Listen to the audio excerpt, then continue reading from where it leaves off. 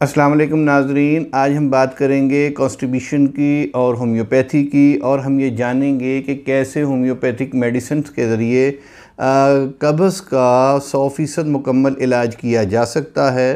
तो मुकम्मल मालूमात जानने के लिए देखिए आज की ये वीडियो।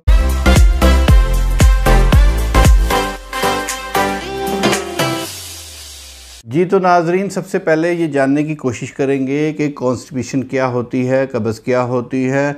बदकिस्मती से बहुत से लोग यहाँ पे कब्ज़ का इलाज कर रहे होते हैं, कब्ज़ की दवाइयाँ इस्तेमाल कर रहे होते हैं, हालांकि वो कॉन्स्टिपेशन के मरीज़ भी नहीं होते हैं, लेकिन उसके बावजूद वो किसी मिसअंडरस्टैंडिंग की वजह से ऐसा समझते हैं कि उनको कब्ज़ हो गई है और वो लैक्सेटिव टाइप मेडिसिन यूज़ करना शुरू कर देते हैं। लैक्सेटिव टाइप मेडिसिन एक बहुत बड़ा काज है क्रॉनिक कॉन्स्टिपेशन का, जिसकी वजह से हम एक मुस्तकिल परेशानी का शिकार हो सकते हैं। यानी फ़ौरी तौर पे तो हमें रिलीफ हासिल हो जाता है, लेकिन उसके बाद हम एक बहुत बड़े मसले का शिकार हम हो जाते हैं, और इसी यूज़ ऑफ लैक्सेटिव की वजह से हमारी इंटेस्टाइन की मूवमेंट स्लो हो जाती है, और ये स्लो होने की वजह से हम एक मुस्तकिल कब्ज़ का शिकार हो जाते हैं। बल्कि मैं तो यूँ कहूँगा कि ये मिस यूज़ ऑफ लैक्सेटिव है।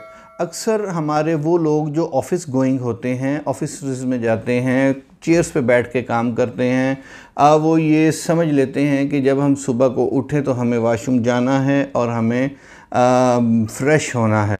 जो ये समझते हैं कि सुबह ऑफ़िस जाने से पहले उनका स्टूल पास होना चाहिए, उनका पेट साफ़ होना चाहिए, और अगर किसी वजह से उनका पेट साफ़ ना हो सके, वो हाजत से ना कर सकें, तो फिर वो ये समझने लग जाते हैं कि उन्हें कब्ज़ हो गई है। हालांकि अगर देखा जाए तो अगर एक दिन आपको नहीं भी हाजत होती है तो भी आप कॉन्स्टिपेशन उसको हम नहीं कह सकते, वो आप कॉन्स्टिपेशन का शिकार नहीं होते। लेकिन हम ये समझ लेते हैं कि हम कॉन्स्टिपेशन का शिकार हो गए हैं, आज हमें स्टूल पास नहीं हुआ है, तो हम लैक्सेटिव मेडिसिन यूज़ करते हैं, उसको इस्तेमाल करते हैं और अपना पेट साफ़ कर लेते हैं। लैक्सेटिव मेडिसिन से मुराद ऐसी अद्वियात हैं कि जिनके इस्तेमाल से फ़ौरी तौर पे आपका पेट साफ़ हो जाता है, और यही अद्वियात आपके लिए मुस्तकबिल के अंदर, जैसे मैंने पहले कहा है, बहुत बड़ा ख़तरा साबित होती हैं, आपको मुस्तकिल कब्ज़ का मरीज़ बना देती हैं।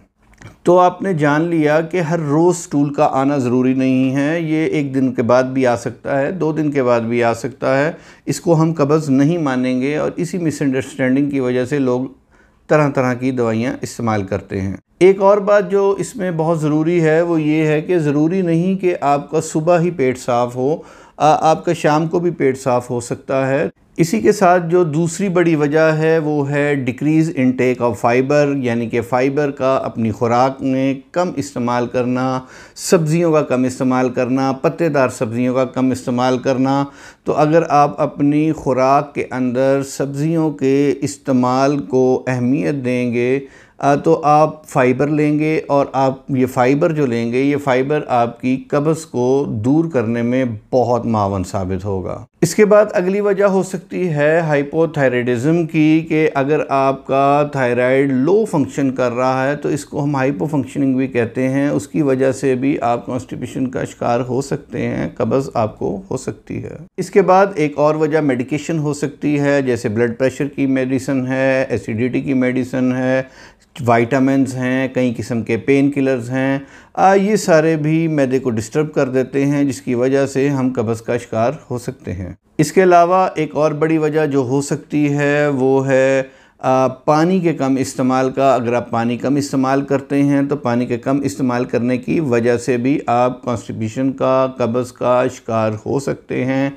और इसके बाद मैं जिस चीज़ की बात करूँगा वो है आपके लाइफस्टाइल से रिलेटेड, कि आपका लाइफस्टाइल आपकी कब्ज़ के अंदर बड़ा अहम किरदार अदा करता है। वक़्त पे ना खाना और वक़्त पे ना सोना, वक़्त पर ना जागना, पानी का कम इस्तेमाल करना, एक्सरसाइज ना करना, आरामदेह ज़िंदगी का गुजारना, जंक फूड का इस्तेमाल करना, इस तरह की चीज़ों के इस्तेमाल से, सुस्त लाइफस्टाइल से आप कॉन्स्टिपेशन का शिकार हो सकते हैं।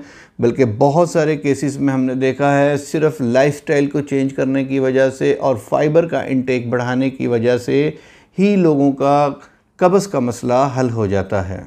इसके साथ साथ डायबिटीज़ भी एक बहुत बड़ी वजह हो सकती है कब्ज़ की, यानी शुगर बहुत बड़ी वजह हो सकती है कब्ज़ की, कि उसकी वजह से आपकी इंटेस्टाइन की मूवमेंट स्लो हो जाती है और उसकी मूवमेंट स्लो होने की वजह से आप कब्ज़ का शिकार हो सकते हैं। इसके साथ साथ एक और वजह जो कॉन्स्टिपेशन की होती है वो एक्चुअली हमारा बिहेवियर होता है। बिहेवियर होने से मुराद ये है कि हमें जिस टाइम हाजत होती है, वाशरूम की हाजत होती है, तो हम क्या करते हैं, किसी और काम में मसरूफ़ होते हैं। मैं बुक की स्टडी के अंदर मसरूफ़ हूँ तो मैं कहूँगा कि मैं थोड़ी देर बाद वाशरूम जाऊंगा, तो हम अपना स्टूल होल्ड कर लेते हैं, हम हाजत को उसके वक़्त पर नहीं करते हैं। तो जब हमें हाजत महसूस होती है तो इसका मतलब होता है कि स्टूल हमारे एंड पार्ट में है, यानी कि कोलन के अंदर है।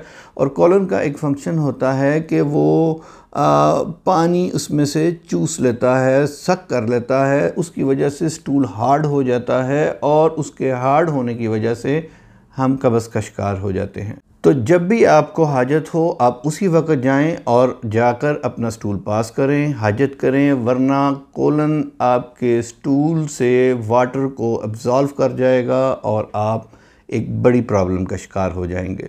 तो हमने बहुत सारे काजेज़ को डिस्कस किया, जिसमें हमने अपने लाइफस्टाइल को डिस्कस किया, जिसमें हमने फ़ाइबर इंटेक को डिस्कस किया, लो फाइबर इंटेक को डिस्कस किया, जिसमें हमने मिसयूज़ ऑफ लिग्जेटिव को डिस्कस किया, जिसमें हमने पानी के कम इस्तेमाल को किया, डायबिटीज़ की बात की, मेडिकेशन की बात की। ये सारे बहुत सारी वजूहात हैं जिनकी वजह से हमारे ये प्रॉब्लम हो जाती है और हम कब्ज़ का शिकार हो जाते हैं। बेसिकली कब्ज़, जैसे मैंने पहले कहा है कि ये हमारे लाइफस्टाइल इससे बहुत ज़्यादा, इस बीमारी से क्लोज़ है। अगर हम अपने लाइफस्टाइल को बेहतर करें और अपने खाने पीने की रूटीन को बेहतर करें, अपने बिहेवियर को ठीक करें, तो ऐन मुमकिन है कि हम कॉन्स्टिपेशन का शिकार ही ना हों। तो ये सारी बातें तो हो गई। अब हम बात करेंगे उन होम्योपैथिक मेडिसिन्स की जिनके इस्तेमाल करने से कॉन्स्टिपेशन का मसला हमेशा हमेशा के लिए हल हो सकता है। इसमें हम कुछ मेडिसिन का जिक्र करेंगे जो मुख्तलिफ़ किस्म की कंडीशन के अंदर यूज़ की जा सकती हैं। मज़ीद ये है कि अगर आपने डिस्कस करना हो तो नीचे हमारा नंबर डिस्क्रिप्शन में लिखा होता है, आप वहाँ से नंबर लेके हमें कॉल करें, उसकी कोई फ़ीस नहीं है। विदाउट एनी कास्ट के मशवरा देंगे इंशाअल्लाह ताला, जो आपके लिए फ़ायदेमंद साबित होगा। इसके साथ साथ आप हमारा चैनल देख रहे हैं हेल्थ टाइम्स। अगर ये चैनल आपको अच्छा लगे, इसमें होने वाली डिस्कशन आपको अच्छी लगे और फ़ायदेमंद साबित हो, तो आप इस चैनल को सब्सक्राइब कीजिए और बेल आइकन को प्रेस कर दीजिए, वीडियो को लाइक किया कीजिए, कमेंट किया कीजिए, हमारी हौसला अफजाई होती है, और इसको शेयर भी कर दिया कीजिए। तो अब हम बात करेंगे ट्रीटमेंट की। तो जो पहली दवाई जिसका हम जिक्र करेंगे वो है एलुमिना। एलुमिना बहुत ज़बरदस्त होम्योपैथिक की दवाई है जो कब्ज़ के अंदर दी जाती है। इसका मेन सिम्टम ये है कि जब कोई आदमी वाशरूम जाता है तो उसको स्टूल पास करने के लिए, पखाने के लिए बहुत ज़्यादा ज़ोर लगाना पड़ता है और वो काफ़ी देर 10-10, 15-15 मिनट वाशरूम के अंदर बैठा रहता है। इवन के सॉफ्ट स्टूल को पास करने के लिए भी उसको ज़ोर लगाना पड़ता है। तो ये इसकी एक बहुत बड़ी सिम्टम है। स्टूल हार्ड हो तो भी एलुमिना दी जा सकती है। इसके अलावा नर्सिंग बेबीज़ के अंदर, छोटे बच्चों के अंदर कब्ज़ का अगर प्रॉब्लम हो और वो ऐसे स्टूल पास करें जैसे कोई just like sheep stool pass करती है, उस तरह का हो, तो भी आप एलुमिना को यूज़ कर सकते हैं और इसके बहुत ज़बरदस्त फ़ायदे आपको देखने में मिलेंगे। दूसरी जिस मेडिसिन का जिक्र करेंगे वो होम्योपैथी की बड़ी शोहराफाक मेडिसिन है, उसका नाम है नक्सवामिका। नक्सवामिका को हम तब इस्तेमाल करेंगे ऐसे पेशेंट जो वाशरूम जाते हैं और वो फारिग वाशरूम से होते हैं, बाहर आते हैं, लेकिन डिज़ायर उनको होती है दोबारा वाशरूम जाने की। मीन के उनकी सेटिस्फेक्शन नहीं होती, उन्हें ऐसे लगता है कि अभी कुछ थोड़ा सारा रहता है, वो दोबारा जाते हैं, फिर आते हैं, बार बार वाशरूम जाते हैं और हर दफ़ा ऐसे फ़ील करते हैं कि जैसे उनका पेट अभी पूरी तरीके से खाली नहीं हुआ है। तो इस कंडीशन के अंदर नक्सवामिका इस्तेमाल की जाती है। नेक्स्ट इस मेडिसिन की हम बात करेंगे वो है ब्रायोनिया। ब्रायोनिया वहाँ पे यूज़ की जाती है जहाँ पर बहुत हार्ड स्टूल होता है, वहाँ पे ब्रायोनिया को इस्तेमाल किया जाता है। लेकिन सिर्फ हार्ड स्टूल नहीं होता, इसके साथ लॉन्ग स्टूल होता है, यानी लॉन्ग स्टूल और हार्ड स्टूल एक बड़ी मेन सिम्टम है जिसमें ब्रायोनिया को इस्तेमाल किया जाता है। तो अगर ये अलामात हों तो फिर ब्रायोनिया इस्तेमाल की जाती है।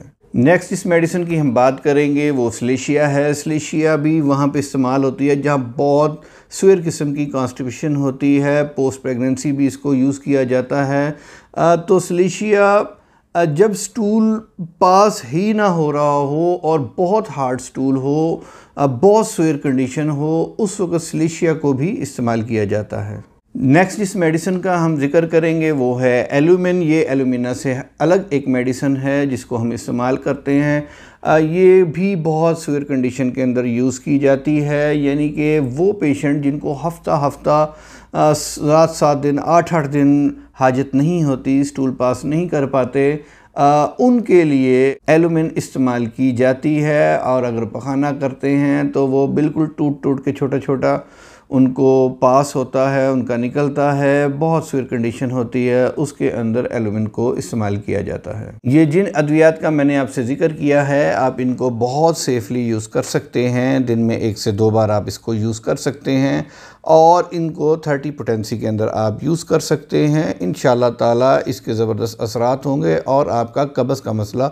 मुकम्मल हल हो जाएगा। लेकिन अगर कोई बहुत क्रॉनिक किस्म की कॉन्स्टिपेशन हो और आप डिस्कस करना चाहते हो तो आप जब चाहें डिस्कस कर लें। मेडिसिन चेंज भी हो सकती हैं। ज़रूरी नहीं कि इन्हीं 4 मेडिसिन में ही इलाज हो। ये पेशेंट की कंडीशन के ऊपर डिपेंड करता है। तो मुझे अपने होस्ट डॉक्टर सैयद महबूब अहमद गिलानी को इजाज़त दीजिए। आप सब हज़रात का बहुत बहुत शुक्रिया। अल्लाह हाफ़िज़।